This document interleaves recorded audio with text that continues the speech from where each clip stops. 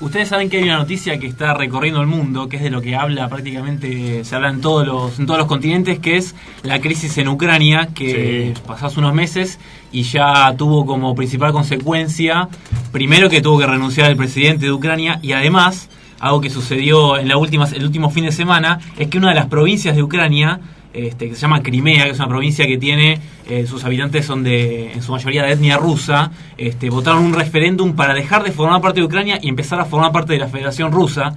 Y es un conflicto que por ahora no podemos llegar a tener dimensión exacta de hasta dónde puede escalar, porque tenemos que esperar cuál va a ser, por ejemplo, la reacción de Occidente, de Estados Unidos y de la Unión Europea, cuál es la actitud que van a tener ante Rusia, porque justamente fue uno de los impulsores de este referéndum y de esta separación de la provincia de Crimea. Que ya están igual marcando, tanto Estados Unidos como Europa están marcando ya su postura. El rechazo es absoluto. Lo que hay que saber ahora es qué medidas se van a tomar en concreto.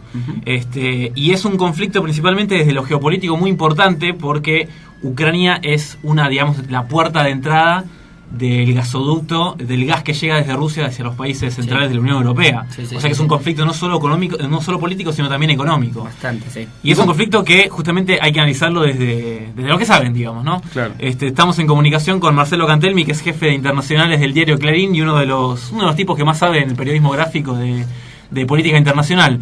Marcelo, te saluda Mariano Wender desde Radio Conexión Abierta. ¿Qué tal? Buen día. Bueno, buen día, muchísimas gracias. ¿Cómo están? Marcelo, estábamos acá un poco haciendo una introducción al tema, y bueno, lo que primero que queríamos preguntarte a vos, ahora que ya se concretó el referéndum y que Crimea de alguna manera dejó de formar parte de Ucrania, empezó y forma parte ahora de la Federación Rusa, ¿qué evaluación haces vos de lo que fue este referéndum y qué consecuencias podemos llegar a vislumbrar en el futuro? Bueno, la noticia ya está hoy en Moscú declaró la anexión de Crimea, el regreso en realidad, porque Crimea fue históricamente rusa hasta mitad de la década del 50, cuando Nikita Khrushchev decidió regalársela a Ucrania, y por razones que eran muy coyunturales, de modo que más de medio siglo después, de 60 años, está regresando la península de Crimea a Rusia.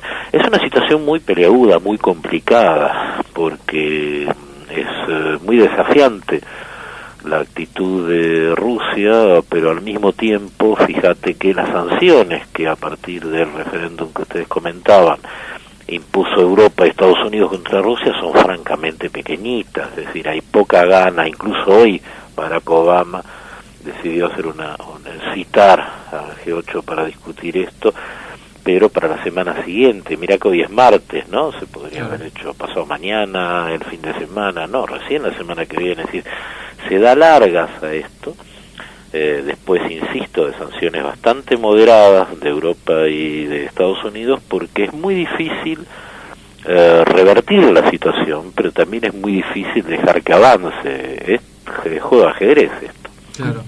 Vos observás que esto en realidad significa de alguna manera un principio es un comienzo de lo que por ahí los planes de Rusia y de Putin para poder un poco expandir la influencia rusa en otros lugares, en otros países que formaban parte de la Unión Soviética. Bueno, más o menos. Acá hay una cuestión de geopolítica, no tanto de legalidad. Para que la gente que nos escucha entienda cómo es este complicadísimo entramado. Sí. En Ucrania, en febrero comenzó una movilización popular contra un gobierno prorruso, muy prorruso, pero extremadamente corrupto y autoritario. Hay que tener en cuenta que Ucrania es un país muy importante para Rusia, central para Rusia, por esto que vos señalabas, de que es el puente de los gasoductos rusos, pero es un país al mismo tiempo está quebrado, cuya población gana incluso €1 menos que un chino promedio, que 2/3 del producto bruto de ese país está en manos de 50 tipos, de 50 multimillonarios, donde la distribución de ingresos realmente es cruel. Hubo una gran movilización en ese país, que es la que terminó con la caída del del presidente. Eso fue muy legítimo porque la gente lo que hizo fue demandar por una democracia un poco más decente y frenar de algún modo la tremenda corrupción que había en el país. Pero hay grupos que se montaron en eso y posiblemente el peor error de Occidente haya sido avalar la caída del gobierno prorruso con el oportunismo de colocar ahí una tendencia pro-europea o pro-occidental, porque eso advirtió al Kremlin de que le estaban corriendo la frontera a sus narices. Hay muchos estudiosos y analistas de mucho fuste que están muy alarmados con este juego de presiones entre Europa y Estados Unidos sobre Rusia, que no tiene demasiado empacho en avanzar. Y te hablo de Kissinger, de George Soros, de John Messerschmitt, gente que lo que plantea es que nunca Ucrania tiene que estar, por ejemplo, en la OTAN para evitar estos conflictos, o como dice Kissinger, Ucrania no puede ser considerado por Occidente como un país más, es muy central para Rusia, y jugar con eso es ciertamente peligroso. Y en cuanto a los intereses económicos que nombramos anteriormente, el hecho de que, ¿qué importancia tiene, digamos, el hecho de que Ucrania sea la puerta de entrada del gas ruso a los países de Europa Occidental? Es central. Rusia es el mayor exportador de gas del mundo y es el único país que tiene capacidad para llenar una gran tubería. Se estaba construyendo un gasoducto llamado Nabucco, como la ópera de Verdi, que iba a terminar en Italia, pero se abandonó ese proyecto porque era extremadamente caro y no podía competir con otros que están en construcción, más los que están funcionando, que son rusos. El que se está en construcción es uno que se llama South Stream, que es un gasoducto que pasa justo por debajo de Crimea, que es una península en el Mar Negro, donde está la flota de guerra, históricamente está ahí la base naval de la flota de guerra de Rusia, que le permite llegar al Mediterráneo. Crimea es un estado con 2 millones de personas, ciertamente con mayoría de etnia rusa, prorrusa o filorrusa, y justo por debajo de la península, en el Mar Negro, pasa este caño en construcción que va a ser uno de los más importantes en el abastecimiento de Europa. Es tan importante que hoy Angela Merkel, la jefa de Estado de Alemania, le cortó el rostro al presidente francés Hollande, diciendo que Rusia sigue perteneciendo al G8, este organismo de los países más industrializados del mundo, al revés de lo que amenazó Hollande, que es muy aliado de Estados Unidos respecto a que lo iban a sacar.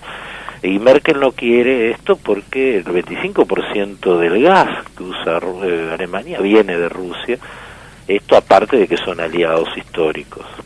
Claro. ¿Es esperable para vos que, así como Crimea, otras provincias del este de Ucrania, que también tienen por ahí mayoría de etnia rusa, puedan también intentar plegarse a movimientos como este? O, digo, no solo ese caso, sino también, por ejemplo, otras regiones, por ejemplo en Georgia, Osetia del Sur y Abjasia, que también son con poblaciones rusas, pero no forman parte de la Federación Rusa oficialmente, digamos. Sí, a mí me da gracia porque Putin, que es muy autoritario y absolutamente no democrático, utiliza las mismas expresiones de la época stalinista sobre la normalización, ¿no? Ellos van a normalizar como normalizaba la URSS, la Unión Soviética, en Checoslovaquia.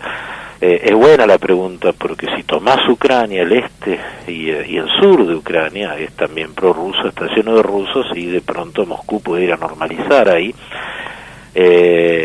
Tengan en cuenta algo, chicos, está Rusia construyendo una organización de aduanera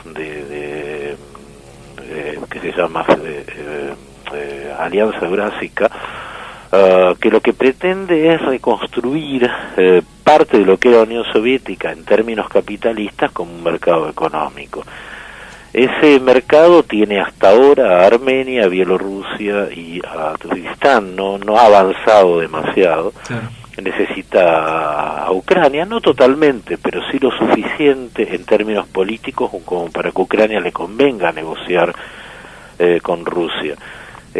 Muchos pensábamos que Putin iba a avanzar en este duelo hasta tener el referéndum donde la población decide ser rusa, pero no lo iba a anexar, esperando las elecciones del 25 de mayo, donde muy probablemente gane Julia Timochenko, que es esta rubia bonita con trenzas que parece una corona, sí, que estuvo 3 años presa, bastante conocida, es una magnate ucraniana, uno de los 50 que te comentaba antes, pero que tiene una muy buena relación con Alemania y con Putin, aunque es proeuropea, de modo que todos pensábamos que la apuesta de Rusia iba a ser esas elecciones y teniendo mucho control sobre Ucrania, digamos, no perdiendo el pie en una Crimea ucraniana. Pero fíjate que él avanzó totalmente, ya Crimea hoy es rusa, en términos legales para Rusia, más allá del reconocimiento o no que tenga en el resto del mundo, que es relativo, y sí existe, claro, la posibilidad de que desmembre a Ucrania por el sur y por el oeste, que es lo que está, el este, digo, que es lo que está dejando sobre la mesa. Y también hay muchas poblaciones rusas en otros países que fueron alguna vez parte de la Unión Soviética, pero a mí me parece esto una exageración. Rusia es un poder regional, un poder bastante chico regional. Si vos te fijas en los intercambios económicos, y teniendo en cuenta aquella muy buena frase de Lenin que decía que la política es economía concentrada, para entender política hay que mirar economía. Si uno fija en el intercambio comercial de Rusia, Rusia no es un país muy potente económicamente, y si no sos muy potente económicamente no podés pegar alto como una potencia global. Pero sí en la región tiene lo suyo. Tiene un comercio mucho más chico que Estados Unidos con China, pero lo tiene, y tiene además una enorme influencia sobre Siria y sobre Irán, países que son capitales para los intereses occidentales, de ahí que las sanciones sean tan pequeñas. Marcelo, una de las cosas que por ahí no se ha hablado del todo, me parece a mí, es de cuáles eran las condiciones de la Unión Europea hacia Ucrania, que justamente, bueno, fueron las condiciones que fueron dando cuenta de la situación y de la crisis, y que terminó con el fin de la presidencia del presidente de Ucrania. Se hay que preguntar cuáles eran esas cosas que por ahí no se saben, cuáles eran las condiciones de ese supuesto acuerdo o tratado con la Unión Europea. Bueno, ahí esos son los grandes errores de Bruselas en entender esta geopolítica. Bruselas, para el supuesto ingreso de Ucrania a Europa, le metió un paquete de condiciones muy asfixiantes, particularmente una que es muy seria. La energía, el gas de Ucrania está subsidiado 5 veces, es decir, se lo compra 5 y se lo vende a 1. Esa diferencia le genera un rojo fiscal muy importante al Estado, pero modificarla implicaba un aumento de la tarifa pública de casi, en todo sentido, de casi un 50% en los números, en un país, insisto, que tiene un ingreso general, la gente, muy, muy bajo. Entre otros ajustes, porque además pedía un congelamiento de los salarios, un congelamiento del ingreso de empleados públicos y una fuerte reducción de los gastos del Estado, que era traumático porque el país está en bancarrota. El país necesita 30.000 millones de dólares para pagar sus deudas y salir del default.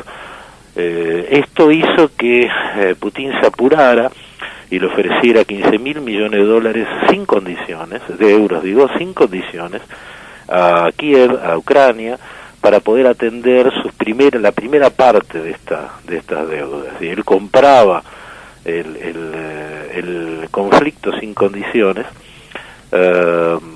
Posteriormente hubo un acuerdo en medio de estos conflictos que arrancó en febrero para que Europa o Estados Unidos o ambos le dieran una línea de crédito menos condicionada y mucho más chica a Ucrania, que por supuesto no alivió el conflicto ni mucho menos. Yo esto lo marco Y es buena la pregunta porque hay que tener en cuenta que el conflicto en Ucrania fue social, después político, como muchos de estos conflictos se están dando. La gente sale encendida, y lo que estamos viendo en Venezuela es eso, la gente sale encendida porque primero que nada tiene una verdadera destrucción de su ingreso, un Estado que no atiende el llamado, que no entiende o no quiere entender lo que está sucediendo, y una serie de conflictos económicos que realmente te paralizan, de modo que la gente va de la calle a las instituciones pidiendo un cambio en esa democracia para poder resolver su problema social. Perfecto. Marcelo, muy claro, te agradezco mucho tu tiempo y has sido muy amable, te agradezco. No, por favor, te mando un abrazo. Ahí pasaba Marcelo Cantelmi, es jefe internacional de Clarín, que explicó para mí muy claramente un conflicto que no es fácil de entender. No, pero pero es un tipo que habla muy claramente. Para mí, claro. Yo decidí, junto con Nano, que saquemos al aire a Marcelo Cantelmi, porque es un tipo que más claramente te puede explicar algo tan lejano como es un conflicto en Europa. Y yo decido ir a la tanda. Vamos a una tanda.